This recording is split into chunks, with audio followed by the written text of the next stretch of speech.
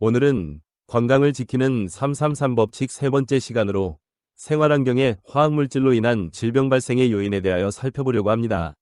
저희 힐링하우스는 정부와의 환경 개선 역할의 경험을 바탕으로 건강한 생활환경 개선을 위하여 정보를 공유하고자 합니다. 앞에서 언급한 건강을 지키는 333법칙은 정신적 요인, 먹거리 종류, 생활환경이 잘 유지되어야 질병을 예방하고 건강한 삶을 유지할 수 있다고 말씀드렸습니다. 위의 세 가지 요소 중에서 정신적 요건과 먹거리는 잘 조절하고 있으나 생활환경이 독성물질에 노출되고 인체가 야근을 하면서 심야의 빛에 노출되어 신체의 면역 호르몬이 혼란을 갖게 되면 질병에 걸리게 됩니다. 먹거리와 산소가 풍부한 생활환경 속에서 거주하더라도 심리적 불안감과 과도한 스트레스를 받으면 면역력은 급속히 저하되게 됩니다.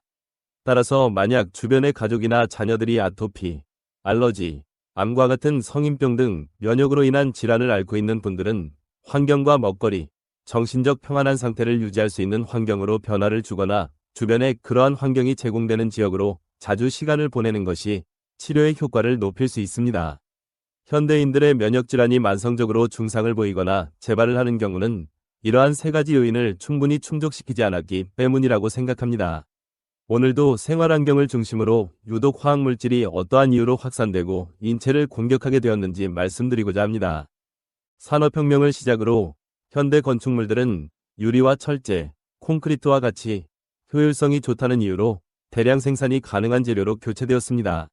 영국은 최초로 크리스털 팰리스, 수정궁이라고 불리는 철골과 유리로만 만들어진 건축물을 유행시켰고, 대도시에는 공장이 세워지고 주거지도 대량 주택단지를 조성하여 기존의 농부들의 신분은 근로자들로 바꾸게 되었고, 많은 근로자들이 좁은 공간 속에서 획일적으로 살아갈 수 있도록 생활 패턴이 변화되었습니다.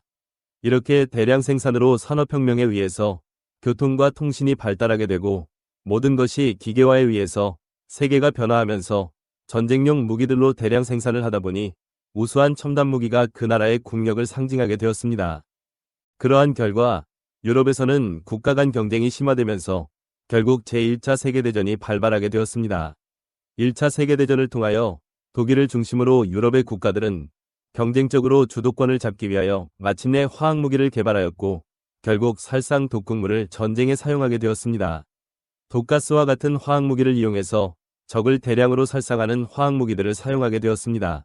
그 후 1차 세계대전은 종료되었지만 독가스 처리 과정에서 나온 유독 화학물들을 산업화에 응용하게 되었고 1900년도 초부터 폴리우레탄이나 열가소성 수지와 같이 유독성 물질이 포함된 화학물질들이 산업용으로 다양하게 개발되기 시작했습니다.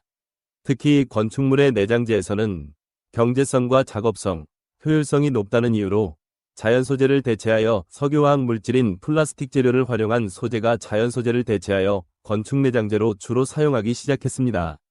그러한 산업의 다양한 분야에서 열가소성 수지들이 다량으로 사용하게 되었고 플라스틱 폐기물들은 해양으로 흘러들어가면서 해양 생물들이 플라스틱 폐기물에 노출되고 있습니다. 대부분의 가구에서는 화학 접착제를 사용하여 포르말데히드 같은 유해물질이 밀폐된 실내 공간에 장시간 노출되기 때문에 그것들이 눈을 자극하거나 호흡기를 통하여 두통을 일으키게 되고 천식이나 아토피 피부염과 같은 환경성 질병을 유발하게 됩니다. 욕실 속에서도 세척제와 표백제 유기화합물들이 많이 사용되기 때문에 거기서 우리는 피로함과 무력감이나 심지어 발암물질에 노출이 되고 있습니다. 카펫과 같은 화학섬유 재질에 의해서도 많은 미생물들과 곰팡이와 진먼지 진드기 같은 것들이 서식하기 때문에 거기서 발생하는 오염물질들이 인간의 호흡기나 눈을 공격하게 됩니다. 벽지나 장판도 동일한데 실크벽지와 같은 경우에는 벽면에 플라스틱 비닐을 씌운 것과 유사합니다. 콘크리트는 건조하면서 수분이 빠져나가야 되는데 콘크리트 위에 비닐 성분의 벽지와 같이 플라스틱 필름을 씌우게 되면 콘크리트의 통기성은 떨어지게 됩니다. 실크 벽지는 시공성이 우수하고 세척이나 오염 방지가 뛰어난 기능이 있지만 콘크리트 표면에 필름으로 막을 형성하게 되어 그 속에서 곰팡이가 서식을 하거나 포르말데히드 성분의 접착제가 우리의 호흡기를 계속 공격하게 됩니다. 소파 같은 가구에 있어서도 쿠션재 속에서는 서서히 먼지와 미생물들이 쌓이게 되고 곰팡이나 방부제, 화학 접착제들이 존재하기 때문에 그것이 인간의 피부나 호흡기를 공격하게 됩니다. 바닥은 콘크리트 층에 접착제를 도포하는데 화학 접착제에 의해서 실내에는 조금씩 유독가스가 발생하게 됩니다. 거기에다가 가정에서 사용하는 방향제에서도 메틸알코올이나 이소프로파놀 같은 화학물질들이 첨가되기 때문에 거기서 호흡기 장애나 두통을 일으킬 수 있습니다. 외부 미세먼지와 건축 자재의 포르말데히드와 벤젠과 같은 VOC 유해 물질들이 전자레인지, TV, 냉장고 등 가전제품에서 나오는 전자파, 주방의 가스레인지에서 유독물질들이 분출되고 있습니다. 이러한 결과에 의해서 질병관리처의 통계와 같이 최근에는 알러지 비염, 호흡기 질환, 암 발생률이 증가하는 이유는 화학 폐기물과 상관이 있다고 생각됩니다. 거기에다가 심각한 문제는 열효율을 높이고 난방비를 절약하기 위해서 밀폐성이 뛰어난 창호를 사용하게 됩니다. 결국은 단열성과 밀폐성이 좋다는 것은 환기가 불가능하다는 뜻이며 환기를 제대로 하지 않으면 밀폐된 공간 속에서 인체는 계속 독성물질의 노출에 의해서 공격을 받게 됩니다. 일산화탄소, 이산화탄소, 아황산가스, 휘발성 유기화합물, 포르말데히드, 라돈가스와 같은 유독물질들이 실내 공기를 오염시키고 있습니다. 거기에 미세먼지나 중금속들이 호흡기를 통해서 인체 속으로 들어오게 되고 특히 요리를 하게 되면 공중으로 미세먼지가 분출하게 됩니다. 요리 중에 환기를 충분히 시키지 않으면 하루 종일 중금속이나 그런 유독가스가 공중에 떠 있기 때문에 그러한 유해성 미세먼지가 인체의 호흡기로 들어오게 되고 오염된 미세먼지는 심지어 혈관에까지 침투하게 됩니다.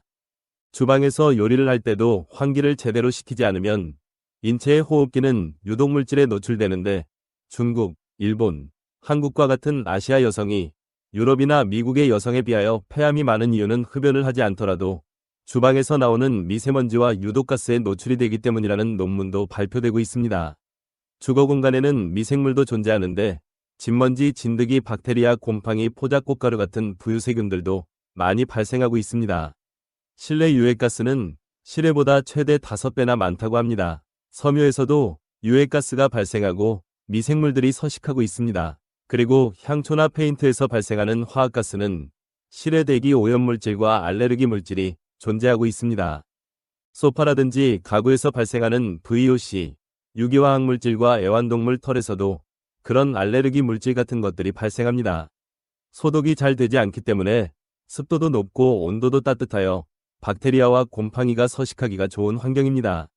인간은 이러한 실내 공간에서 하루에 90%를 보내고 있기 때문에 실내는 환기를 자주 시키거나 하루에 한 번 이상은 반드시 외출하는 것이 중요한 건강을 유지하는 방법입니다. 다음 시간에는 생활환경 속에서 이러한 화학 소재의 유해성을 살펴보고 어떠한 소재들이 인체를 공격하는지 말씀드리겠습니다.